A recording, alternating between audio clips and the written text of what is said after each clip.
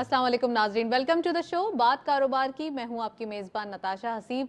नाजरीन, मार्केट की भी बात करेंगे, लेकिन आज बात करते हैं उस गुड न्यूज़ की जिसकी अनाउंसमेंट हुई। स्टेट बैंक ऑफ पाकिस्तान ने आज पॉलिसी रेट अनाउंस किया और उसमें 100 बिप्स जो है वो कमी की गई, यानी कि अब जो हमारे पास पॉलिसी रेट हो गया है वो हो गया है 19.5। फाइनली एक अच्छी चेंज, एक अच्छा कंट्रास्ट देखा गया। पहले भी 100 पॉइंट्स कम किए गए, अभी भी 100 पॉइंट्स कम किए गए और एक बड़ा जो एक इन्वेस्टर्स जो हैं उनकी थोड़ी सी रिक्वायरमेंट अलग थी, बिजनेस कम्युनिटी की डिमांड अलग थी। लेकिन अभी जो स्टेट बैंक ऑफ पाकिस्तान ने एक एक्शन लिया वो ये था कि 100 बिप्स में कमी देखी गई। अच्छा, टारगेट ये रखा जा रहा है कि अब ईयर एंड तक, यानी कि दिसंबर एनुअल ईयर तक ये देखा जाएगा कि यकीनन जो पॉलिसी रेट है वो 15% के करीब करीब आएगा। लेकिन अभी अब तक जो है वो अगर जो सिचुएशन देखें या जो स्पीड देखें वो स्पीड ज़रा स्लो पेस में दिखाई देती है। तमाम बिजनेस कम्युनिटी का ये कहना है कि थोड़ा सा और कट कर देते, 150 कर देते, 200 बिप्स कर देते, थोड़ा जस्टिफाइड रखते। लेकिन इन्फ्लेशन को देखते हुए अभी भी ये चांसेस दिखते हैं कि आने वाले दिनों में यकीनन पॉलिसी रेट में कमी करने के मजीद जो है वो गुंजाइश बाकी है। साथ साथ अगर बात करें एक और न्यूज़ जो कि गुड न्यूज़ थी, अर्ली इन द मॉर्निंग हमने सुनी, वो ये थी कि फिच ने अपनी जो रेटिंग, फिच एक इंटरनेशनल रेटिंग एजेंसी है, इन्होंने अपनी रेटिंग जारी की पाकिस्तान के बारे में। इन्होंने इकॉनमी को CCC+ की रेटिंग दी है, यानी कि जो रेटिंग है वो अपग्रेड की है। इस अपग्रेडेशन से एक और चांस बिल्डअप हुआ कि आज के दिन जो पॉलिसी रेट है वो ज़्यादा कट किया जाएगा। लेकिन उसके बावजूद चले 100 बिप्स इट्स गुड और कह सकते हैं कि आने वाले दिनों में मजीद कमी की जाएगी। साथ साथ अगर हम मार्केट की बात करें, मार्केट ने एक अच्छा रिएक्शन दिया, 78,800 एंड देयर अबाउट क्लोजर रहा, एक पॉजिटिव चेंज रहा, 700 अबव पॉइंट का इजाफा देखा गया। और ये तमाम चीज़ें इसलिए इंडिकेशन है कि economy is on right direction. एक तमाम जो इनिशिएटिव्स हैं या मेजर्स लिए जा रहे हैं वो राइट डायरेक्शन में लिए जा रहे हैं, जिसकी वजह से ये चीज़ें सामने आ रही हैं। फर्स्ट सेगमेंट देखते हैं।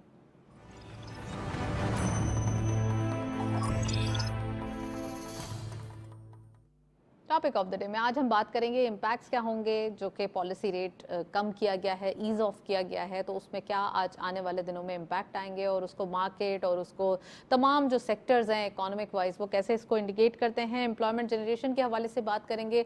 अमिड हम कह सकते हैं कि पॉलिसी रेट में कमी की गई तो उससे एम्प्लॉयमेंट जनरेट कितनी होगी और साथ साथ जनरली कितनी एम्प्लॉयमेंट जनरेट हो रही है वो भी बात करेंगे। और साथ साथ पाकिस्तान स्टॉक एक्सचेंज के पोटेंशियल के हवाले से बात करेंगे, कितना पोटेंशियल मार्केट के अंदर दिखता है। So we have very exclusive panel. हमें ज्वाइन किया है जुबैर तुफैल साहब ने। आप फॉर्मर प्रेसिडेंट हैं FPCCI के और साथ साथ आप इंडस्ट्रियलिस्ट भी हैं, उनको खुशामदीद कहते हैं। अस्सलाम वालेकुम जुबैर साहब, वेलकम टू द शो। और हमारे साथ मौजूद है अदनान पराचा साहब, आप हैं ओवरसीज एम्प्लॉयमेंट एक्सपर्ट और साथ साथ आप वाइस प्रेसिडेंट हैं पेपा के, उनको खुशामदीद कहते हैं। अस्सलाम वालेकुम, वेलकम टू द शो। और अब से कुछ देर बाद हमारे साथ मौजूद होंगे डॉक्टर अमजद वहीद साहब, ऑनलाइन मौजूद होंगे आप, और आप हैं CEO NBP फंड्स, उनको भी हम वेलकम कहेंगे। सो प्रोग्राम का बाकायदा आगाज करते हैं। मैं जुबैर तुफैल साहब से पूछना चाहूंगी। जुबैर साहब, सबसे पहले ये बताइए कि आज के दिन फाइनली दो गुड न्यूज़ हमारे पास आई हैं। एक तो मंडे का दिन, वीक का आगाज, बड़ा ही एंथुसियास्टिक एनर्जी लेवल हमारे 100% हो गए हैं कि हमारी पॉलिसी रेट भी जो है वो कट हो गया और साथ साथ हमारा जो है वो फिच की रेटिंग भी अच्छी आ गई। कैसे देखते हैं? बिस्मिल्लाहिर्रहमानिर्रहीम। देखें, बुनियादी तौर पर दोनों चीज़ें अच्छी, लेकिन जहाँ तक स्टेट बैंक की जो ऐलान किया उन्होंने 100 बेसिस पॉइंट का, हम इसे एक्सपेक्ट कर रहे थे कम से कम 150 होगा। पहले भी फर्स्ट गो में भी 150 हुआ था, आपने कहा 150 एग्जैक्टली 22 से हुआ था 20.5। हाँ। तो हम एक्सपेक्ट कर रहे थे कि आज भी 150 बेसिस पॉइंट ही कम होना चाहिए, क्योंकि जून तक जब आप कहती हैं कि 15% के करीब आएगा तो तभी आएगा कि 150 बेसिस पॉइंट कम करेंगे। जून तक नहीं, मैं एनुअल ईयर बोल रही थी। नहीं सॉरी, ये दिसंबर तक ना। तो उस वक्त तक आपकी 4 वो आएंगी, पॉलिसीज आएंगी। 4 पॉलिसीज के अंदर फिर जाके 6% कम होगा, 21 से 6% होगा, तब 15% बनेगा। अगर 100 बेसिस पॉइंट करेंगे तो फिर तो 16 भी नहीं आएगा। 16 भी नहीं, मुश्किल से आएगा। बहरहाल चलिए, ना आने से कुछ आना बेहतर है। और मैं आपको ऑफ द रिकॉर्ड कह रही थी ना, बिजनेस कम्युनिटी को कभी आप खुश नहीं कर सकते, कभी खुश नहीं कर सकते आप। देखिए, स्टेट बैंक ने 300 बेसिस पॉइंट बढ़ाए भी तो थे ना। तो आज जब आप देख रहे हैं, खुद से स्टेट बैंक ने कहा है, गवर्नर साहब ने कहा है कि इन्फ्लेशन काफ़ी कम हो गया है, करंट अकाउंट डेफिसिट कम हो गया, और भी सारी वो अच्छी बातें कर रहे थे। तो उन चीज़ों को मद्देनज़र रखते हुए उन्हें चाहिए था कि इसको 150 बेसिस पॉइंट करते। बट एनी हाउ, जो आना था आ गया। अब आगे की तरफ चलें जनरली चीज़ें जो है बेहतरी की तरफ जा रही हैं। इकोनॉमी जो है, अब जो सबसे बड़ा चैलेंज है वो है एनर्जी का। एनर्जी में कुछ कोई भी पॉजिटिव मूवमेंट नहीं हो रही है, और मैं समझता हूँ कि शायद अगर एनर्जी के ऊपर हुकूमत ने कोई खातिर ख्वाह तवज्जो ना दी ना, तो ये चीज़ हुकूमत के लिए बहुत बड़ा चैलेंज बन बनेगी, जाएगी, बहुत बड़ा राइट। चैलेंज। देखिए इसमें हर आदमी है। सर जुबैर साहब, आईपीपीस के हवाले से हर कोई बात कर रहा है, all of us are talking actually, वरना आईपीपीस तो पहले किसी को शायद कुछ पता भी ना हो। नहीं, आप तो कर रहे थे, मैं कर तो रही थी, आपके हम कर रहे प्रोग्राम में थे, आप मगर और तो हमेशा लोग भी कहती कर रहे थी, थे ना। मैं पहला आदमी था जो आज से नहीं 3 महीने से कह रहा है कि खुदारा 3 महीने से ही तो हाँ। हम तो पिछले सालों की बात कर रहे हैं कि 2 साल से हम बात कर रहे थे कि आईपीपीस जो है वो थोड़ा सॉर्ट आउट होना चाहिए। होना चाहिए। देखिए उस पर ना उन्होंने इतने रेट्स नहीं बढ़ाए थे, अब इन्होंने रेट्स ऐसे बढ़ाए हैं कि बेचारा जो 300 यूनिट वो था, जो 300 यूनिट यूज़ करने वाला था, उसको भी 42 रुपये का रेट लगा दिया। इनको चाहिए था कि सोच कुछ थोड़ा बहुत लोगों के लिए, गरीब लोगों के लिए सोचते कि यार ये आदमी किस तरह ज़िंदा रहेगा। 35,000 रुपये तनख्वाह है, 35,000 में आप उसको पता चला कि 15,000 का बिजली का बिल आ गया। मुझे एक साहब आए जो पता नहीं कहाँ किसी जगह पे, हाँ, वो कहने लगा जी मेरा बिजली का बिल 5,000 आता था, इस दफ़ा 17,000 आ गया। सॉरी, मैं बार्बर की दुकान पे गया, उसने मुझे कहा साहब मेरा बिल पहले 5,000 आता था, अब 17,000 आ गया। तो मैंने कहा क्या करूं, कहता कुछ मदद करें। तो इस बिजली उसने के बताया इसीलिए था कि आप मदद कर दें उसकी। हाँ मैं करूँगा, मैंने की। देखो बात ये है कि लोग तंग आ गए हैं, ख़ास तौर पे कम आमदनी वाले। बड़े वाले तो चलो दे देंगे, जितना बिल बढ़ाते जाएंगे वो पे करते रहेंगे, लेकिन कम आमदनी वाला जो है ना, वो तो बेचारा रो पड़ा है उनके पास। लेकिन जुबैर साहब, एक तरफ कहते हैं ना कि हम थोड़ा सा इश्यूज हैं भी, और एक हाईलाइट करने से ज़्यादा उसको एक थोड़ा सा, एक हम कह सकते हैं ना डिस्ट्रॉय की तरफ, या फिर उसको थोड़ा सा एक मैनिपुलेट करके हाईलाइट करना, थोड़ा सा एक ये भी हमें फ़र्क वाजे करना होगा। ये भी थोड़ा सा है एक आजकल जो एक सिलसिला चल रहा है कि मांगना ही है आपको, आपको पूरा ही करना है, फिर ये एक अलग डिबेट हो नहीं, जाएगी। लेकिन ये पहले मैं नहीं होता था। देखिए मैं आपसे अर्ज़ करूँ, 1 साल पहले ऐसा नहीं होता था। अब तो रोज़ जो फ़ोन आता है ना, पैसे मांगने वाले का ही आता है। कोई कहता है कि मेरा बच्चा हॉस्पिटल में है, इसका इतना बिल देना है, ये करना है, वो करना है, ये। और बहुत ज़्यादा हकीकत मुश्किल है, हो गया सारा झूठ नहीं हो सकता। जो लोग फ़ोन करते हैं ना, हो सकता है 10 में से 3-4 गलत भी हों, लेकिन मेजॉरिटी जो है ना वो तकलीफ़ के अंदर है। इसको आप ज़रूर मानिए। राइट। मैं अदनान साहब से पूछूंगी, अदनान साहब, एम्प्लॉयमेंट जनरेट कैसे होगी, खासकर जब अब हम देख रहे हैं पॉलिसी रेट बड़ा एक ईजिंग की तरफ जा रहा है, तो इससे भी कुछ ना कुछ असर पड़ेगा, कुछ ना कुछ इससे एक रिलैक्सेशन आएगी। और दूसरा ये कि ओवरसीज एम्प्लॉयमेंट कहाँ दिखाई देती है, पाकिस्तान के लिए कितनी अपॉर्चुनिटीज़ हैं? बहुत शुक्रिया जी। देखें, जहाँ पे आप एम्प्लॉयमेंट जनरेशन की बात करें लोकली, तो तभी पॉसिबल होगा कि जब हमारी एक्सपोर्ट इंडस्ट्री सर्वाइव करेगी या लोकल इंडस्ट्री प्रॉपर्ली चल पाएगी। और स्पेशली हमारी जो वर्क फोर्स है या तो इंडस्ट्री में यूटिलाइज होती है या फिर आपकी कंस्ट्रक्शन साइड पे। तो इस टाइम पे कंस्ट्रक्शन एक्टिविटीज़, मैं समझता हूँ कि इन्फ्लेशन फिगर्स के बढ़ने से अभी कंस्ट्रक्शन साइड भी हमारे इफ़ेक्ट हुई है काफ़ी। और हमारे कंस्ट्रक्शन साइड से रिलेटेड हमारी 40 से 45 ऐसी इंडस्ट्रीज़ हैं जो कि कंस्ट्रक्शन से रिलेटेड हैं। अब इन्फ्लेशन की वजह से जो लोगों के अंदर जो ट्रेंड देखने में आया है वो ओवरसीज़ एम्प्लॉयमेंट का आया है पिछले कुछ सालों से। पॉजिटिव है इस लिहाज से कि आप ओवरसीज़ में भी पाकिस्तान से बाहर जाके पाकिस्तान को ही सर्व करते हैं। किस तरह अब इस टाइम पे हमें जो गल्फ़ स्टेट से स्पेशली जो हमारे मेन हब है वर्क फोर्स का, वहाँ से हमारे प्रॉब्लम्स आना स्टार्ट हो गई हैं। हमें वो डिमांड्स नहीं मिल पा रही। उसमें मैं समझता हूँ कि हमारी जो वर्क फोर्स है उसका भी कसूर है जो इधर लोकली पाकिस्तान में है, कि हम अपने आप को उस लेवल पे ट्रेन नहीं करते या स्किल्ड नहीं करते। हमारी वर्क फोर्स के पास यहाँ पे एक्सपीरियंस तो है, सर्टिफिकेशन नहीं है। अगर जिसके पास सर्टिफिकेशन है तो उसके पास, आपके पास यहाँ पे लोकली अपॉर्चुनिटीज़ अवेलेबल नहीं है, क्योंकि आपका इंडस्ट्री जो है वो आपका, ज़ुबैर साहब सही बेहतर बता सकेंगे, इस टाइम पे 100% कैपेसिटी पे नहीं चल पा रही। तो अब ये है कि आपकी वर्क फोर्स का जो 2024 का जो फिगर है वो हमारा तकरीबन 3.25 लाख मैन पावर एक्सपोर्ट हुई है, जो कि पिछले साल हमारी जो टोटल 2023 में जो थी वो तकरीबन 8.25 लाख के करीब वर्क फोर्स गई थी।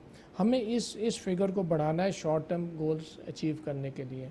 हमारी जो वर्क फोर्स की जो रिक्वायरमेंट है इस टाइम पे अक्रॉस द वर्ल्ड जो है वो हाईली स्किल्ड और स्किल्ड वर्कफोर्स है। अब वहाँ पे जो कॉन्सेप्ट है, वहाँ पे जो अनस्किल्ड है या लेबर क्लास जो है वो हमारी ख़त्म हो गया है। वो कॉन्सेप्ट वहाँ पे ख़त्म हो गया। वहाँ पे तो अब ये है कि वो ड्राइंग दे देते हैं आपको और आपको कहते हैं कि जी ये हमें चीज़ आपने फुलफिल कंस्ट्रक्शन साइट पे भी बताऊँ या किसी भी साइट पे, वो कहते हैं आप इसको कंप्लीट करके दें, क्योंकि हमारे हमसाया ममालिक जो हैं इसी पैटर्न पे काम कर रहे हैं वहाँ पे गल्फ़ स्टेट्स के अंदर। तो हमें अपने आप को पाकिस्तान के अंदर जो हमारे इंस्टीट्यूट्स हैं, जो ट्रेनिंग के हैं, जो सर्टिफिकेशन दे रहे हैं, उनको अपग्रेड अकॉर्डिंगली करना पड़ेगा जैसे अब वहाँ पे जो रिक्वायरमेंट है, जहाँ पे गल्फ़ में और स्पेशली यूरोप में, गल्फ़ स्टेट्स के अंदर आपकी वर्क फोर्स इस टाइम पे सऊदी अरेबिया से हमारी डाउन हुई है। इस साल हमारी वर्क फोर्स उस तरह नहीं जा पा रही जो कि विजन था MBS का, वो हम उस तरफ फोकस नहीं कर पा रहे। यूई का सेक्टर हमारा अफेक्ट हुआ है। तो मैं समझता हूँ कि अब चीज़ें जो पिछले कुछ अरसे से जो मुश्किलात गवर्नमेंट ऑफ पाकिस्तान को और उनको आ रही थी और बिज़नेस कम्युनिटी को भी, मैं समझता हूँ ये स्लोली ग्रेजुअली ये चीज़ें बेहतरी की तरफ जाएंगी। अगले कुछ महीनों के अंदर जब ये बेहतरी की तरफ जाएंगी तो आप खारजा पॉलिसी की तरफ भी अगर इसको फोकस करेंगे, हमारे हमसाया ममालिक से हमारे पाकिस्तान का अगर कोटा इंक्रीज़ करेंगे, तो मैं ये समझता हूँ कि यही जो हमारी यूथ जो है इस टाइम पे जो कि या तो अनएम्प्लॉयड है या तो नेगेटिव एक माइंड बिल्टअप जो हो चुका है, उससे तब ही निकल पाएंगे, वरना ये हम नहीं निकाल पाएंगे।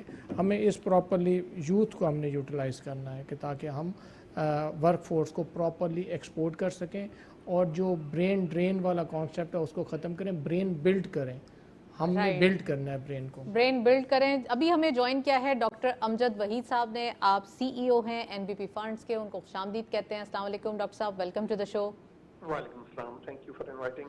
डॉक्टर साहब, सबसे पहले ये बताइए कि इकोनॉमिक कंडीशन और ख़ासकर स्टॉक मार्केट का इम्पैक्ट कैसा दिखता है आज जब हमने देखा कि पॉलिसी रेट में भी ईज़ ऑफ किया गया और ये तसलसल बरकरार रहेगा। कहा यह जाता है कि अब आने वाले दिनों में इसमें मज़ीद कमी देखी जाएगी, तो कितना इम्पॉर्टेंट है हमारी इकोनॉमिक जो एक फ्रीक्वेंसी है उसको सही ऑर्डर में लाने के लिए?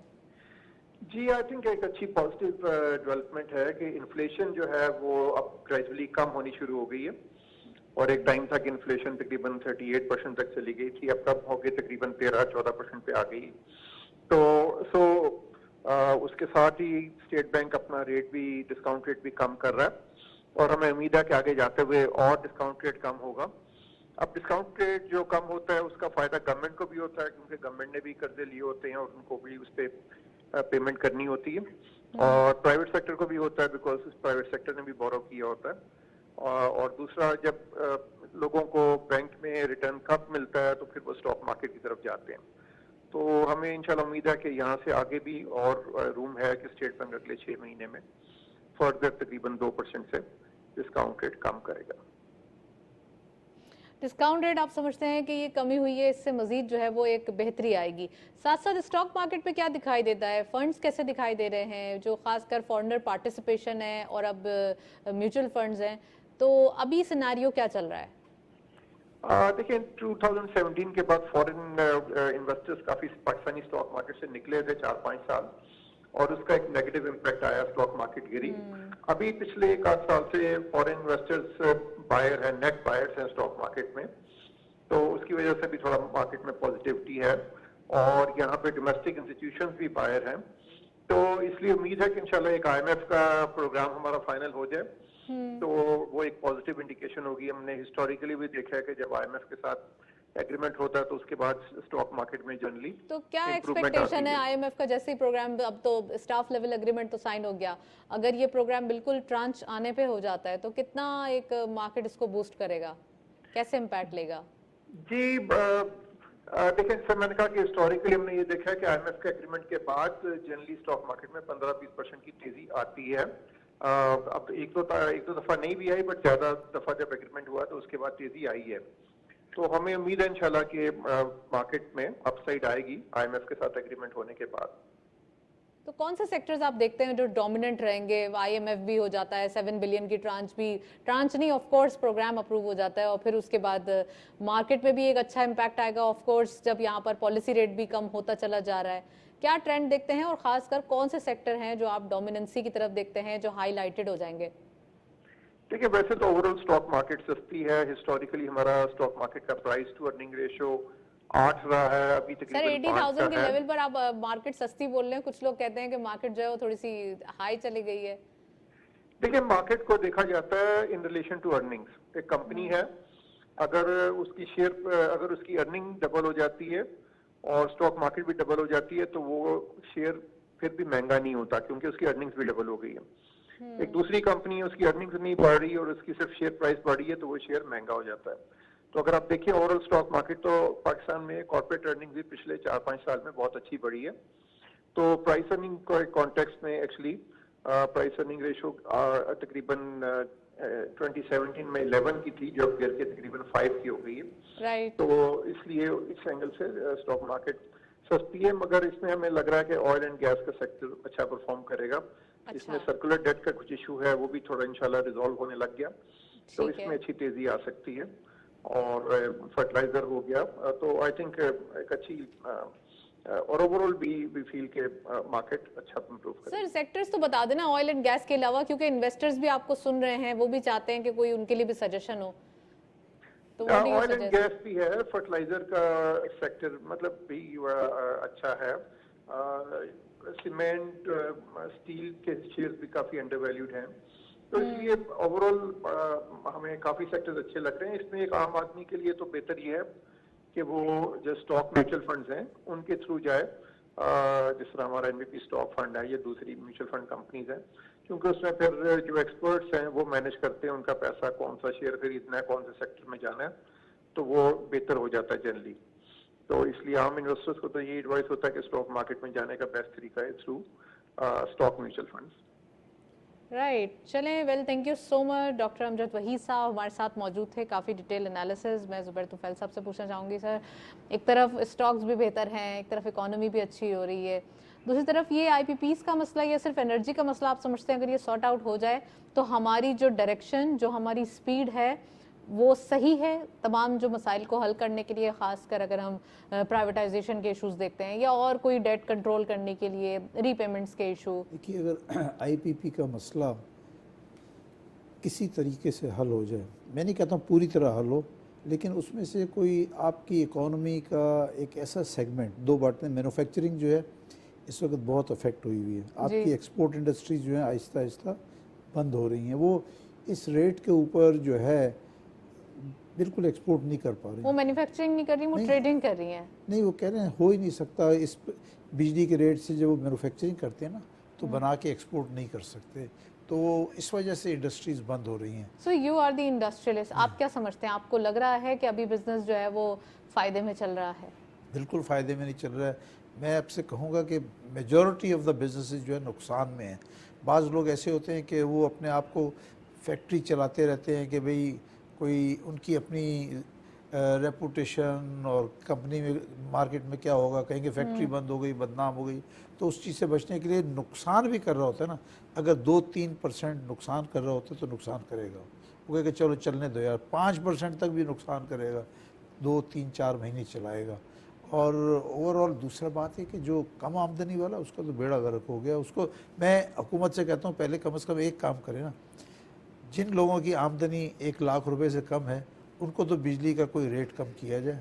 अभी 200 यूनिट्स तो किए गए हैं ना। 200 यूनिट क्या किए, कुछ भी नहीं किए। उसी तरह नहीं, 200 यूनिट्स तो उनके लिए कम किए गए हैं जो मुतवस्सित तबका है, जो नहीं दे सकते या जिनका बड़ा बुरा हाल था बिजली के हवाले से। किया मुझे तो नहीं पता, आप बताइए क्या कम किया। सर 200 यूनिट तो मुफ्त दिए गए हैं ना, मुफ्त दिए, बिल्कुल उनके बिजली में कमी की गई है। और इसके साथ साथ सर क्या हो गया सर, देखिए ये तो प्राइम मिनिस्टर साहब ने ऐलान किया है और फिर इसके बाद वो इसलिए किया गया 3 महीने के लिए, अगर फिर 3 महीने बाद तो ऑलरेडी इतना इस्तेमाल जो है बिजली का कम हो जाता है।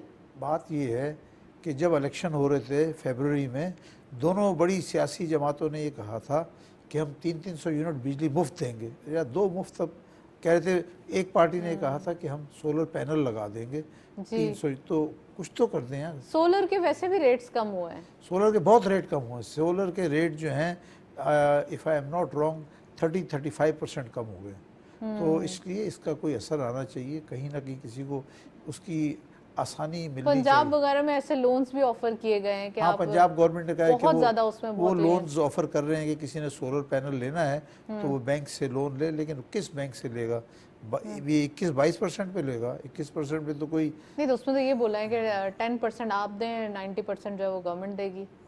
चलिए अल्लाह करे ऐसा हो। पंजाब गवर्नमेंट ने बड़े अच्छा काम किया, जब तो उसके ऊपर बाद में फिर आईपीपीस के हवाले से इश्यूज हो रहे हैं कि बाकी सूबे क्या करेंगे जब पंजाब पूरा सोलर पे आ जाएगा तो बाकी सूबे क्या करेंगे। ये इश्यूज हैं सर। देखिए पब्लिक को जब तक सहूलत नहीं देंगे ना तो मामला आसानी से चल। सनत का तो है ना, सनतकार या तो बर्दाश्त करे या बंद कर दे फैक्ट्री, जो भी होगा अब बंद ऐसा करे। भी नहीं है, इतना भी रिजिड नहीं होगा, कुछ ना कुछ आई एम श्योर के सोल्यूशन निकलेगा। मैं अदनान साहब से पूछती हूँ, अदनान साहब एक तरफ इश्यूज हैं लोकली, लेकिन इंटरनेशनली हमारे पास अपॉर्चुनिटीज हो रही हैं, नई मार्केट्स बन रही है, नए एवेन्यूज खुल रहे हैं, दुनिया का थोड़ा जॉनरा चेंज हो रहा है बिजनेस करने का, और आईटी बड़ा टेक ओवर कर रहा है हर चीज़ को। कितनी जॉब क्रिएट हो रही है, क्या लगता है आपको इंटरनेशनली जो हमारे स्टूडेंट्स हैं, जो हमारे यंग ग्रेजुएट्स हैं, उनके लिए क्या क्या अपॉर्चुनिटीज़ मौजूद हैं? देखें, आपके जब आईटी की बात की तो आने वाले वक्त में आर्टिफिशियल इंटेलिजेंस तकरीबन 300 मिलियन जॉब्स जो है वो जनरेट करेगा।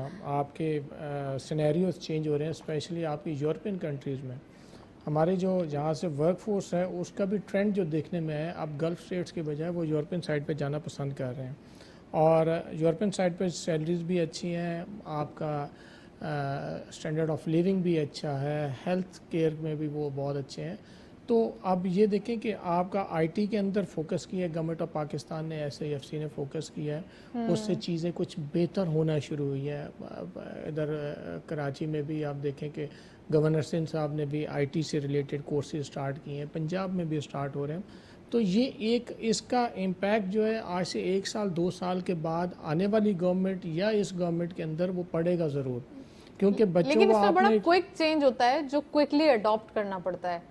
देखिए, अब डिसीजन तो यूथ ने लेना है ना जी। अब देखिए, प्लेटफॉर्म तो प्रोवाइड करना स्टार्ट किए हैं, गवर्नमेंट ने भी स्टार्ट किया है, प्राइवेट सेक्टर्स ने भी अभी इसको टेकअप किया है, क्योंकि हमने इसमें थोड़ा सा हमने लेट कर दिया। हमारे हमसाया ममालिक जो हैं उसको टेकअप करके वो पिछले कई सालों से वो इसको टेकअप किया हुआ था Decades उन्होंने। से, हाँ। तो हमने अब किया है, लेकिन अभी भी देर नहीं। हम अपनी आईटी की जो एक्सपोर्ट है उसको 8 से 10 बिलियन डॉलर तक ले जा सकते हैं। हमें साथ साथ हमें दूसरी एक्सपोर्ट की तरफ देखा होगा आपने कि राइट्स की एक्सपोर्ट बढ़ी है इस दफ़ा। आपकी जो रेमिटेंस है इसको बढ़ाना हमें पड़ेगा, क्योंकि हमारे पास यूथ की रेमिटेंसेस इस बार भी रिकॉर्ड हाई गए हैं। नहीं, रिकॉर्ड हाई नहीं गए। हमारे रेमिटेंसेस जो हैं वो मंथ बेसिस पे तो हमारे 3.25 बिलियन गए थे हमारे जी रिकॉर्ड हाई गए थे हमारे मई और जून के अंदर। लेकिन मैं ईयरली बात अगर आपसे करूं तो ईयरली हमारी जो है 32 बिलियन 33 बिलियन से हमारी कम होकर इस टाइम पे 30 बिलियन पे आई है। देखिए, जिस तरह आपकी वर्कफोर्स इस टाइम पे बाहर के ममालिक के अंदर काम कर रही है ना, ये रेमिटेंसेज 40 बिलियन प्लस होनी चाहिए थी। हम अभी भी 8 से 10 बिलियन डॉलर हमारे पास कमी आ रही है बाहर से। उसका जो मेन जो चीज़ है वो हमारा बाहर एक तो ओवरसीज़ पाकिस्तानी का एतमाद बहाल करना है, और दूसरा हमें इंसेंटिव देना है। मैं 12 रिक्वेस्ट कर चुका हूँ कि हमें स्टेट बैंक को और हमारे गवर्नमेंट को, इनको डिपार्टमेंट्स को बैठ के इंसेंटिव अगर ओवरसीज़ पाकिस्तानीज़ को देंगे, उनको कुछ परसेंटेज अगर ऑफ़र कर दें तो आने वाले वक्त में कैसी परसेंटेज? देखिए, आप इंसेंटिव देते हैं जो बैंकिंग सेक्टर के थ्रू या ऑल आपको पैसे भेजते हैं, जैसे RDA का आपका चल रहा है, उसी तरीके से आपका RDA के साथ जो बैंकिंग सेक्शन के थ्रू आप वर्कफोर्स पैसे भेजती है, उसके ऊपर 2 से 3-4% आप कैश इंसेंटिव दें। जब आप कैश इंसेंटिव अगर वर्कफोर्स को देंगे, जिसको वो कैश को विड्रॉ आपका जब ओवरसीज़ पाकिस्तानी पाकिस्तान वापस आएगा अपनी छुट्टियों पे, वेकेशंस पे, तो विड्रॉ कर ले, तो पाक रुपीज़ में भी अगर विड्रॉ कर लेता है तो ये बहुत अच्छा इनिशिएटिव होगा। इससे मैं समझता हूँ कि 3 से 4 बिलियन डॉलर का इजाफा आपके रेमिटेंसेस में देखने में आएगा। और हमारी जो गल्फ़ स्टेट्स की तरफ जो हमारी वर्कफोर्स है, जो कि नॉर्मली लेबर क्लास या स्किल्ड वर्कफोर्स होती है, उनके लिए बहुत अच्छा होगा, क्योंकि हमारा, मैंने आपको बताया ना, 60 से 65% हमारी गल्फ़ स्टेट्स के अंदर है। हमें स्पेशली अभी इस टाइम पे गल्फ़ स्टेट्स को फोकस करें, उसके बाद हम यूरोपियन साइड पे जाएं। इंसेंटिव बेस कर देंगे, रेमिटेंसेस हमारी बढ़ेंगी। देखिए, एक्सपोर्ट के साथ साथ रेमिटेंसेस भी बहुत इंपॉर्टेंट है। आपकी स्टेबिलिटी मुल्क के अंदर लानी है, आपको 85 से 90 अरब डॉलर तक लेके जाना है आपको, इंपोर्ट एक्सपोर्ट को बराबर करने के लिए। तो मैं समझता हूँ, उम्मीद करता हूँ कि आने वाले महीनों के अंदर कुछ ना कुछ बेहतरी आएगी, रेमिटेंसेस में भी बेहतरी आना शुरू होगी। लेकिन इस टाइम पे हमें वर्क फोर्स को बाहर भेजना है, हमारे खारजा पॉलिसीज़ को हमें बेहतर करने की ज़रूरत है।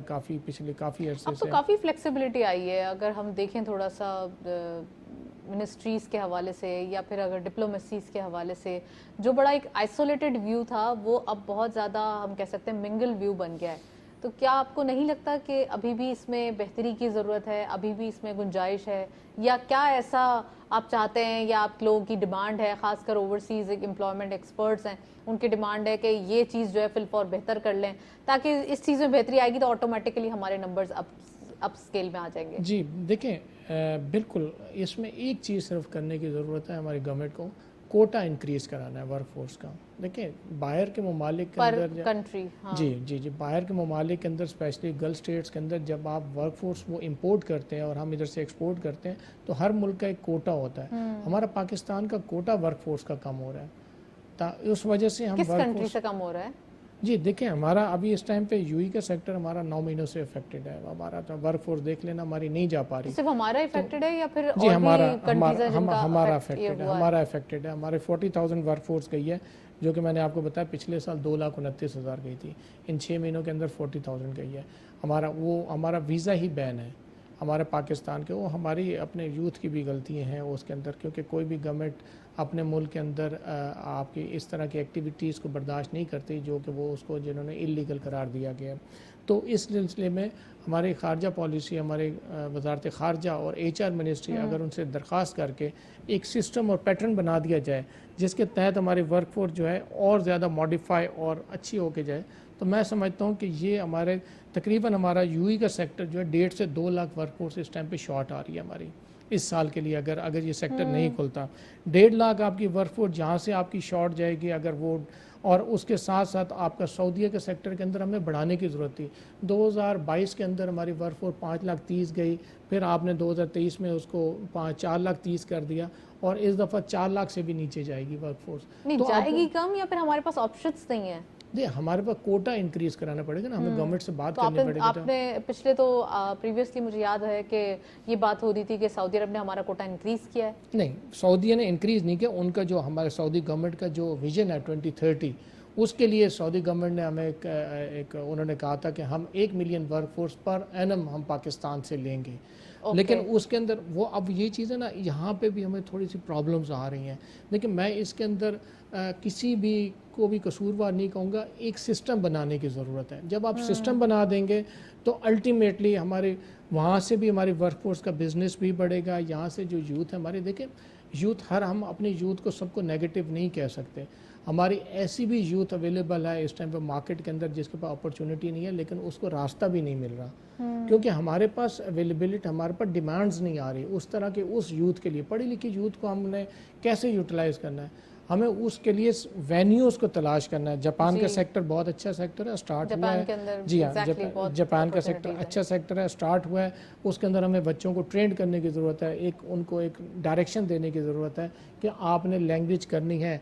हमारी भी यूथ का थोड़ा सा प्रॉब्लम ये है कि वो फौरी तौर पे बाहर जाना चाहती है, वो ट्रेनिंग नहीं लेना चाहती।